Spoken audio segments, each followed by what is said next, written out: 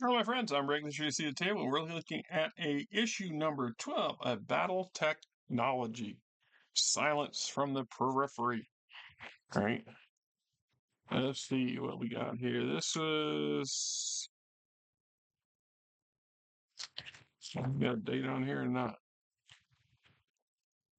Issue 12, February 3046. All right. If it is, the print down there so damn fine I can't read it. 1990, Pacific Rim Company, all rights reserved.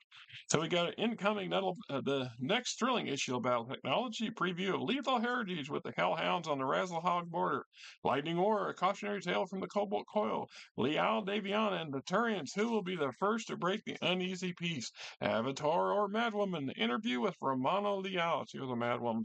She was nut straight up basket case. Very dangerous person. Very dangerous person. Right. Anything combat in the 31st century. Battletechnology news. Archon Melissa back to school. Patrick Kell's son found. Comguard gets a new chief. Prince Magathon serves second term. Historic occasions. They happened. A news item from the year 1990. Right. Yeah, it's just an entry of a couple conventions of the day. First officially sanctioned regional BattleTech tournament will take place on August 11th and 12th at 1990 at Central Pennsylvania Business School in Somerdale, Pennsylvania. For more about the Mid-Atlantic Championship, aka Operation Green Flag, right to Games Only Emporium. 203rd North Cumberland, Pennsylvania. I wonder if they're still in business. I wonder if that place is still there. So we have, what is it? Okay, VTOL attached to St. Ives Ledgers reveals. They always pick these names I can't pronounce to save my soul. St. Ives holds first annual war games. Then we get silence from the periphery. Whenever things go silent in the periphery, be very concerned. So we get this breakdown of all the surrounding areas of the periphery and what's the current what's what as best they knew at the era right before the invasion of the clans. The clans are just about to show. We have a story from Snow and Ashes, anonymous diary detailing the destruction of second Phoenician irregulars, their encounter with the clans. Right. Some of these are, these short stories they included here were very good, and they were written by some of the very top writers in the hobby today. And some were one shot wonders, one hit wonders. They came, they saw, they conquered.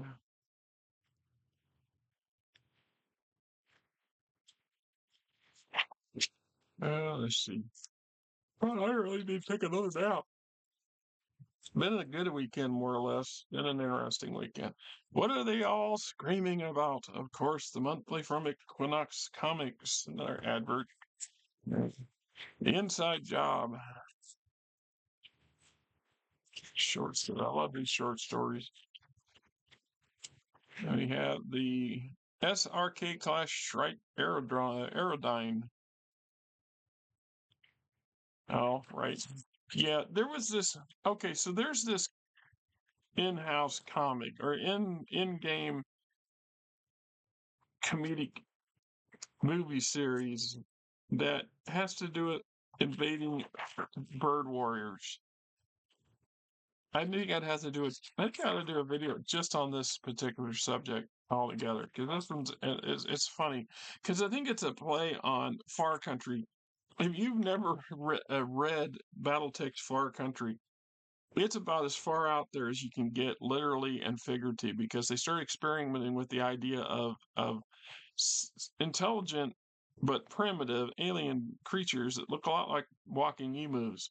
And if you've never read Far Country, I recommend reading it just for the lore and the flavor. It's not a bad read. It's very odd, but it's not a bad read, and it's a bit of a cautionary tale too, if you want to look at it that way. I've got a video somewhere on the channel. I've done a review on it. We don't need no aliens in in BattleTech. There's plenty of games that have them. So this is the warships and some of the stuff that the aliens were showing up and piloting. Heart of a Mech, BattleMech engine efficiency. Just goes to show you some of your mech heads out there. We were dealing with this stuff in the 90s, the earliest days. This was something we all wanted to be involved in. The STC-13 Striga conventional fighter. I don't think we see enough conventional aircraft and stuff in the game. In my opinion, there should be a lot more of it because, once again, of course, I make this point many times over. It's ludicrous for even a unit the size of a Davion regimental combat team invading a world of hundreds of millions, if not billions, literal billions of people. You're going to invade with a couple thousand, 10, 20,000 people, maybe, to take over and conquer a world. Well, that's in part because we have an understanding that the winners take the spoils, so we don't wreck the planet, kind of stuff. But the idea being is that if you had a world with a billion population, world with billion as in a billion people or more, the idea that you don't have enough organic at-home defenses to defend yourself against something the size of a regiment coming down no matter, I don't care how firepower capable those mechs are. You just should be able to bury them under bodies and cheap tanks and cheap aircraft if you want to go that route. I'm just saying.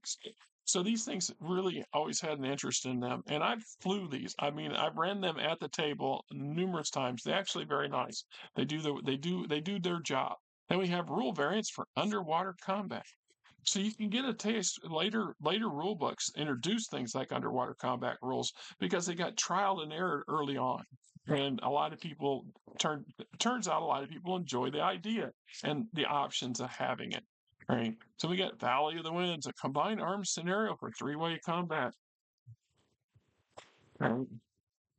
Happy Valley, paint a pair of link scenarios to go with it to extend your fun. And we got the technical readout, the OSP-15 Osprey, right? 55-ton mech.